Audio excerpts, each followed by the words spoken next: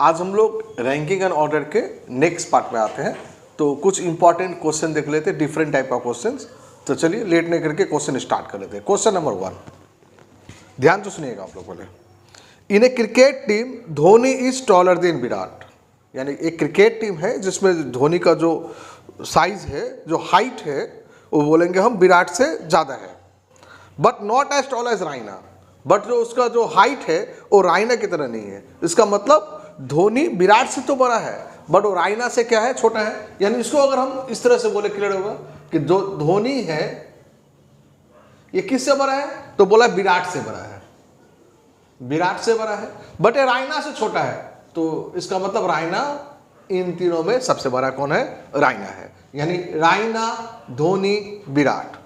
अब चलिए, अब नेक्स्ट क्या बोल रहा है क्वेश्चन में, नेक्स्ट लाइन में है Rohit is shorter than Dhoni. जो रोहित है वो धोनी से छोटा है, जो रोहित है वो धोनी से छोटा है। यानी धोनी, रोहित, धोनी रोहित से छोटा है। क्या गलती लिख लिया हम? देखिए Rohit is shorter than Dhoni ना, ठीक है, Rohit is shorter than Dhoni. चलिए नेक्स्ट इसके बाद में लिखा है बट टॉलर देन शिखर। जो रोहित है वो धोनी से छोटा है बट शिखर से बड़ा है। इसका मतलब शिखर यहां आ गया, यानी जो रोहित है वो धोनी से छोटा है बट वो शिखर से बड़ा है। यानी धोनी, रोहित, शिखर हो गया।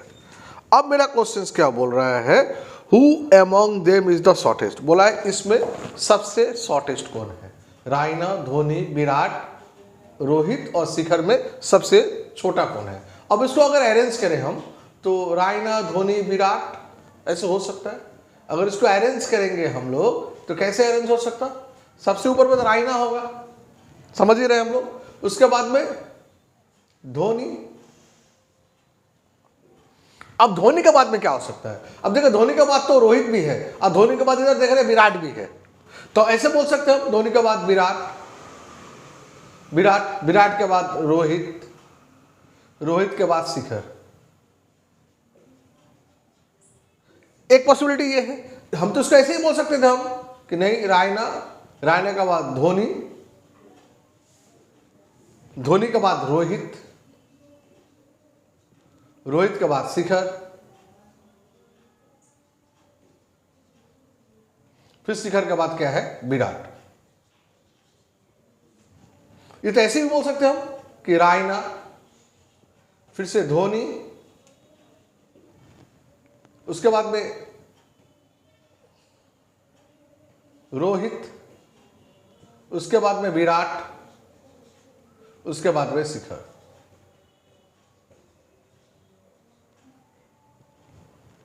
तो क्या समझे आप, क्या बोला मेरा क्वेश्चन में सबसे छोटा कौन है। तब सबसे छोटा में क्या लिख रहे हैं, यहां पर शिखर हो रहा है, यहां पर विराट हो रहा है, यहां पर शिखर हो रहा है। यानी इसका आंसर क्या हो सकता है, तो इसका आंसर हो सकता है शिखर, आइदर शिखर और विराट, या फिर शिखर हो सकता है या विराट हो सकता है। आंसर एक्चुअली ये होना चाहिए। चलिए हम लोग ऑप्शन चेक करते हैं, देखिए ऑप्शन में है क्या। तो जो सबसे फर्स्ट ऑप्शन है क्वेश्चन में वो बोला धोनी, तो धोनी सवाल ही नहीं है। नेक्स्ट ऑप्शन बोल रहा है मेरे क्वेश्चन में विराट, तो नहीं, ओनली विराट तो नहीं बोल सकते, विराट केवल एक किस्म है, दो किस्म तो शिखर भी है। चलिए नेक्स्ट बोल रहा है शिखर, तो ना शिखर भी नहीं होगा। नेक्स्ट नंबर डी ऑप्शन है कांट बी डिटरमाइन, तो समझ ही गए होंगे कि इसका आंसर क्या होगा, कांट बी। ये ऑप्शन होना चाहिए था बट ये ऑप्शन अवेलेबल हम लोग के पास में नहीं है, तो हम लोग किसके साथ जाएंगे, कांट बी डिटरमाइन। तो उम्मीद करते हैं आप लोग को एकदम अच्छी तरह से क्लियर हो गया कि हम इस ऑप्शन के साथ क्यों नहीं गए। हम इस ऑप्शन के साथ भी जा सकते थे अगर अवेलेबल रहता तो आंसर में, बट ये ऑप्शन आंसर में अवेलेबल नहीं है, इसलिए हम चले गए कांट बी डिटरमाइन, क्योंकि एग्जैक्टली हम नहीं बता पा रहे हैं कि विराट है कि शिखर है। हम इन दोनों में उलझ के रह गए हम लोग। तो उम्मीद करते हैं क्वेश्चन नंबर 1 आप लोगों को एकदम अच्छी तरह से क्लियर हो गया होगा। तो चलिए अब हम लोग लेट न करके नेक्स्ट क्वेश्चन में मूव करते हैं।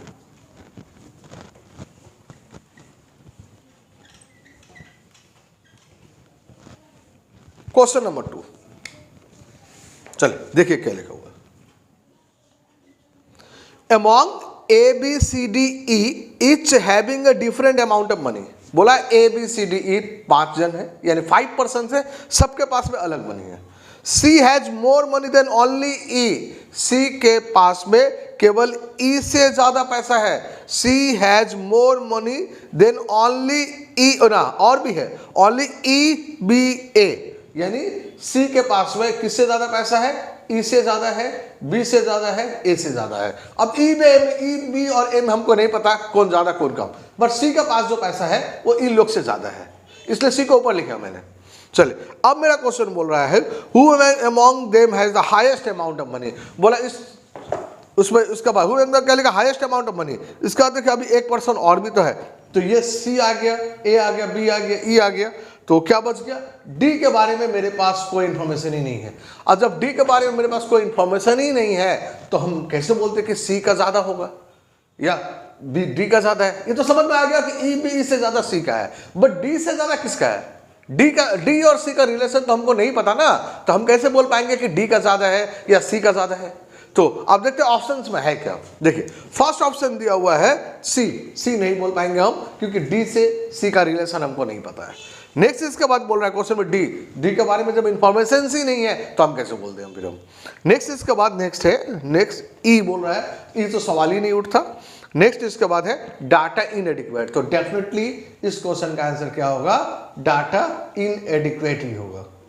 क्यों डाटा इनएडिक्वेट क्लियर हो गया होगा, क्योंकि मेरे पास में सी और डी का रिलेशंस नहीं पता है। जब सी और डी का रिलेशन ही नहीं पता तो हम एग्जैक्ट आंसर कैसे बोलेंगे। तो लास्ट क्वेश्चंस में समझ गए होंगे कांट बी डिटरमाइन था, और इस क्वेश्चन में क्या है, ये डाटा इनएडिक्वेट है। चलिए अब हम लोग क्वेश्चन नंबर 3 की तरफ बढ़ते हैं।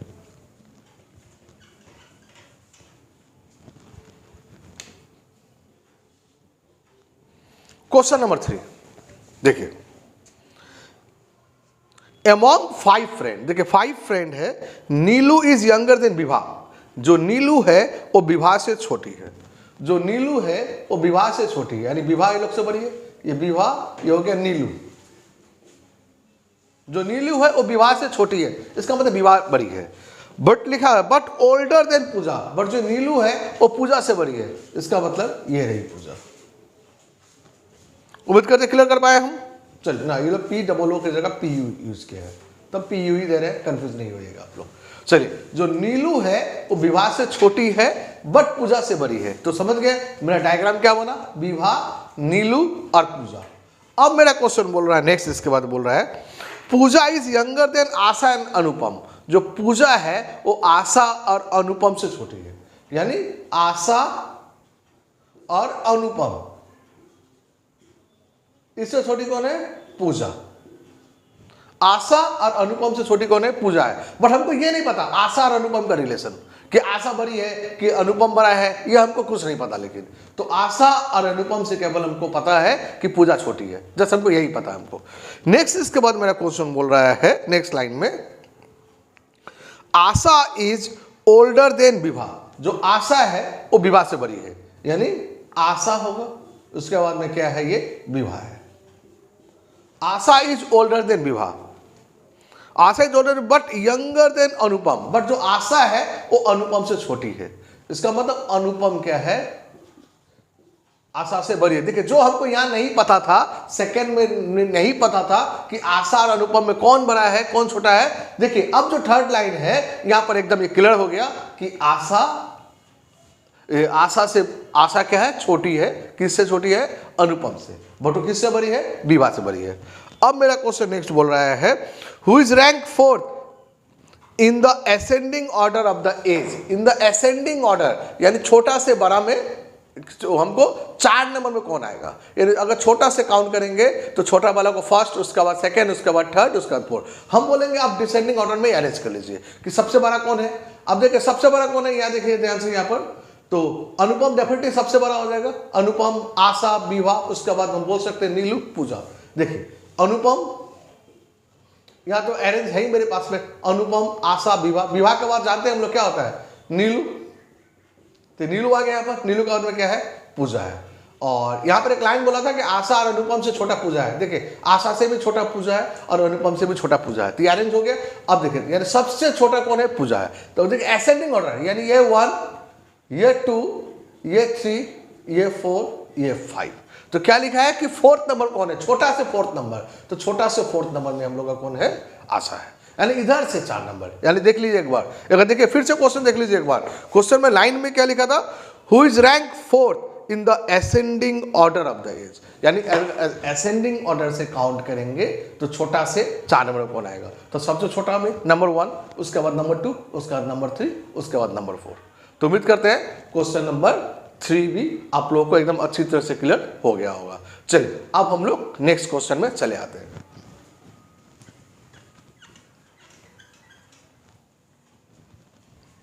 क्वेश्चन नंबर 4,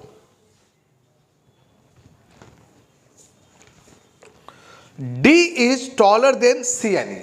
जो D है वो C और E से टॉलर है, यानी D जो है वो C और E से टॉलर है। हमको नहीं पता C और E में कौन टॉलर है, कौन बड़ा है कौन छोटा है, बट D पता है कि C और E से बड़ा है एकदम, इसलिए D ऊपर लिखे हम, C और E नीचे लिखे हम। चलिए अब नेक्स्ट बोल रहा है A is not tall as E। बोला A E की तरह बड़ा नहीं है, इसका मतलब A E की तरह बड़ा नहीं है, इसका मतलब बोलने का मतलब E ही बड़ा है A से। नेक्स्ट इसके बाद बोला है C is taller than A, C is taller than A, C जो है वो A से बड़ा है, ये C ये A रहा, C is taller than A। अब क्या लिखा उसका क्वेश्चन में, D is not tall as B, D B के इतना बड़ा नहीं है, यानी डेफिनेटली यानी B ही बड़ा है D से। अब उसके बाद में मेरा क्वेश्चन है who among them is next to the tallest one, Who among them is next to the tallest one, जो सबसे बड़ा है उसके बाद में कौन आएगा, यानी डिसेंडिंग में सेकंड नंबर, यानी जो सबसे बड़ा है उसके बाद में। तो चलिए सबसे पहले इसको अरेंज कर लेते हैं हम लोग, देखिए यहाँ पर ध्यान से, तो समझ गए होंगे B है, D है, क्योंकि C और E तो उसके नीचे ही है, अगर इसको अरेंज करें हम तो B D ही आएगा, उसके बाद में B और D के बाद में क्या आएगा, देखिए C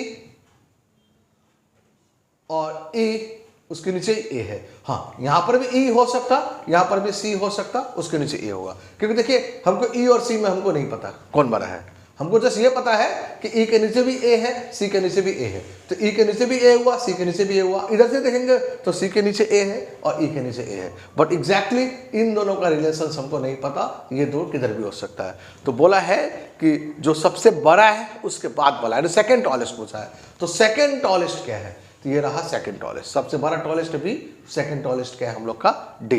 तो उम्मीद करते हैं क्वेश्चन नंबर 4 भी आप लोग का अच्छी तरह से क्लियर हो गया, समझ गए होंगे यहाँ पर कि हम आइदर और क्यों लिखे यहाँ पर हम लोग, यानी सेकंड टॉलेस्ट आंसर हो गया हम लोग का D। और अगर स्मॉलेस्ट बोलता, सबसे छोटा कौन है, शॉर्टेस्ट बोलता है तो शॉर्टेस्ट हम A के साथ जाते हैं, और अगर सबसे बड़ा बोलता है तो हम B के साथ जाते हैं। तो उम्मीद करते हैं क्वेश्चन नंबर 4 भी आप लोग को एकदम अच्छी तरह से क्लियर हो गया होगा। चलिए आज का हम लोग लास्ट क्वेश्चन नंबर 5 देख लेते हैं।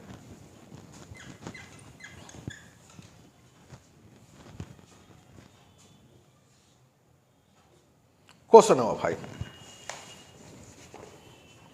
Lakshmi is elder than Meenu. जो लक्ष्मी है वो मीनू से बड़ी है, जो लक्ष्मी है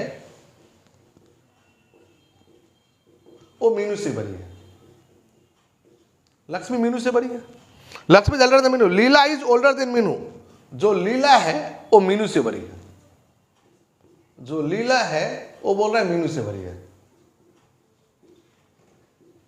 Leela is older than elder than Meenu but younger than Lakshmi, but जो लीला है वो लक्ष्मी से छोटी है। ये हो गया हम लोग का। नेक्स्ट इसके बाद बोल रहा है Lata is younger than both Meenu and Hari.